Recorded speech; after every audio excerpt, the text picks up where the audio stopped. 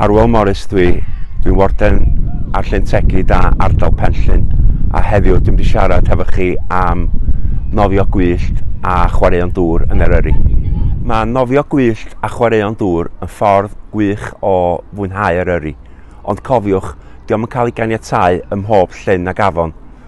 Felly mae'n bwysig iawn edrych ar ein gwefan ni i weld pa llynnoedd ac afonydd gowch chi fynd i.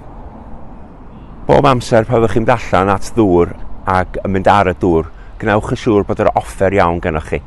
A hefyd, gnewch yn siŵr bod chi'n darllen bob arwydd wrth ymyl llyn ag afon a cymryd sylw ohonyn nhw. Os y byddwch mewn trafferth ar y dŵr neu yn gweld rhywun mewn trafferth, ffoniwch 999 a gofynnwch am y gwasanaeth brys priodol. Mae croeso i'r cyhoedd ddod yma i Llyn Tegid hefo canŵs, padl-fyrddio, hwylfyrddio hunain a defnyddio Llyn Tegid. Mae'n bwysig bod chi'n cael trwydded, a mae trwyddedu ar gael o'r peiriannau, talu ac arddangos sydd yn ein meysydd parcio o gwmpas Llyn Tegid.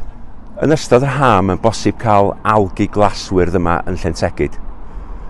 Pa fydd algi'n digwydd, mi fyddwn ni fel wardeiniaid yn rhoi arwyddion ychwanegol o gwmpas y llyn, a hefyd mae'n bwysig iawn darllen cyfrifon cymdeithasol y parc. Am fwy o wybodaeth am nofio gwyllt a chwaraeon dŵr yma yn Llyn Tegid neu yng ngweddill y parc, ewch i'n gwefan.